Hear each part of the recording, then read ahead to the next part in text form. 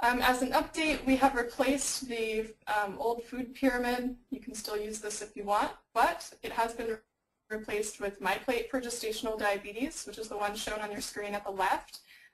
We mirrored this one off the Choose MyPlate from the USDA for some consistency. We couldn't just use the MyPlate from the USDA as is, because as you can see, about half the plate is carbohydrates, and that's a little too much for our women. Of course, fruit does not make up a quarter of every meal they're going to eat. So we came up with this one.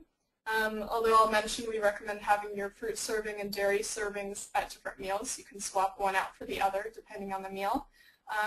Roughly half the plate is non-starchy vegetables and limited amounts, about a quarter protein, about a quarter grains, beans, and starchy vegetables. So we have a new handout, and it's a 2-page handout. It's available on the website that Cynthia mentioned under MyPlate for Gestational Diabetes. This is a really great teaching tool, and it also has pretty much everything all in one place. It's kind of a lot of information, but we tried to make it as colorful and easy to follow as possible.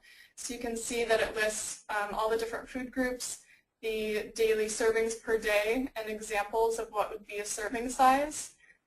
This can be really, really helpful, especially in explaining the carbohydrate amount in each serving. So you can see the vegetables with 5 grams of carbohydrate per serving, proteins and fats would be 0, and then 15 grams per serving for grains, fruits, and dairy.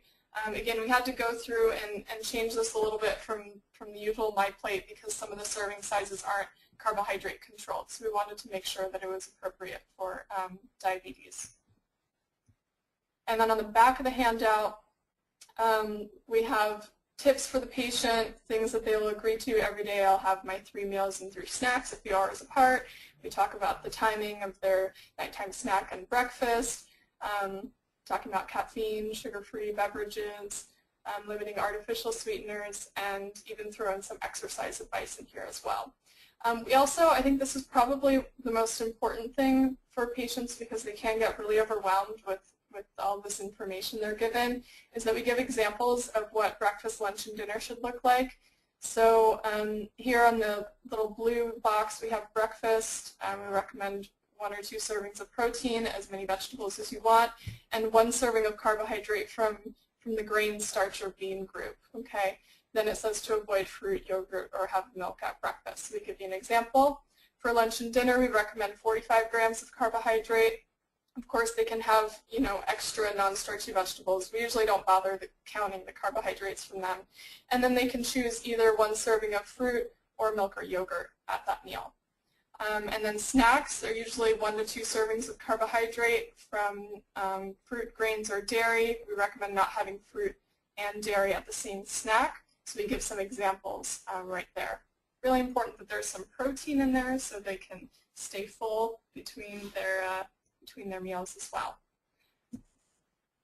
Also, as some updates, there's some new resources in the appendix section. There's the prenatal weight gain grids. Cynthia already mentioned how you can get those.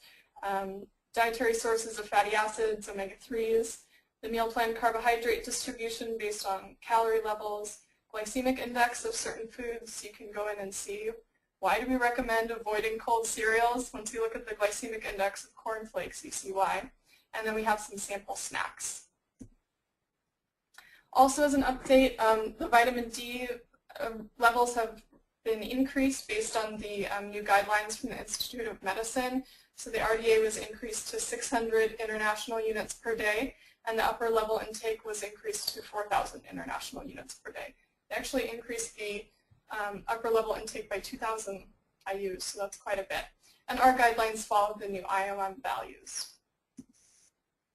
Optimal blood levels of vitamin D are controversial, so every doctor has their own way of determining this. The Institute of Medicine recommends that greater than 20 nanograms per milliliter is sufficient for good bone health. There's some vitamin D researchers that would disagree and recommend at least 30 or 40 or some even 50 nanograms per mil, so that's going to depend on the doctor that you're working with. But we do know that at least 33% of pregnant women are deficient in vitamin D if we use 20 nanograms per ml as the target, so that's quite a bit.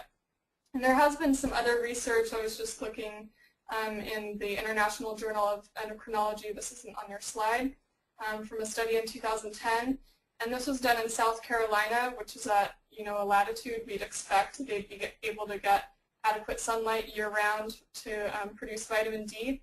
And 48% of their patients were vitamin D deficient using 20 nanograms per ml as the target. So that's pretty significant. There is another article from the American Journal of Obstetrics and Gynecology that found similar numbers as well. So it may be a new area of research for us to look at vitamin D. Just last week at the annual meeting of the European Association for the Study of Diabetes, which was held in Germany, a researcher presented some research she had done on first trimester vitamin D and risk for gestational diabetes, and she found that for every 7.6 nanogram per milliliter drop in the first trimester vitamin D, the risk of gestational diabetes diagnosis at 24 to 28 weeks increased 40%. So there is some information showing that vitamin D may be helpful just beyond bone growth, and they think the relationship could be based on the effects on insulin resistance. Okay, so moving forward, in terms of sweeteners, stevia has been deemed safe. It's now in the has GRAS status from the FDA, which means generally recognized as safe. So since 2008, it's technically been safe during pregnancy. So we made sure that our guidelines were updated to show that. This includes both the Reb-A, which is the most popular stevia glycoside used in sweeteners, and also the other stevia glycosides. Stevia-derived sweeteners are sold as a grocery item. They're in a powder or liquid extract, and they may also be mixed into food and beverages. So there are certain sugar-free sodas on the market that now have stevia glycoside as their sweetener. It has a sweet, non-bitter taste. It is much sweeter than sugar, like most of the no-calorie sweeteners, and Reb-A is the sweetest one. So Truvia is a classic example, also Purevia. But we do want to make the distinction between the whole herb stevia. This has not been determined to be safe. There's insufficient evidence for us to recommend that it's safe during pregnancy. So in contrast, the whole herb stevia is sold as a supplement in health food stores. It's not sold in regular grocery stores. It comes as green leaves or a green powder or like a tea, and it's sweet with a very bitter aftertaste. I've tasted it before and it tastes absolutely terrible. So unless your patient is big into health food stores, they're probably not going to be consuming this type of stevia, and you usually don't get it unless you're at some sort of a health food store or an herbal store. So you do want to make sure that you educate on the differences. Also, in terms of the acceptable daily intake, we've included stevia in that list. So it goes along with acesulfame, potassium, aspartame, saccharin, sucrose, and now we have Reb-A on there. We just included Reb-A because there's not enough information on the stevia glycosides as how much is the acceptable daily intake, but most products these days are using Reb-A. In general, though, we recommend not going overboard with any of the artificial sweeteners or no-calorie sweeteners, so 1 or 2 servings per day is usually as much as I recommend as a sweet treat.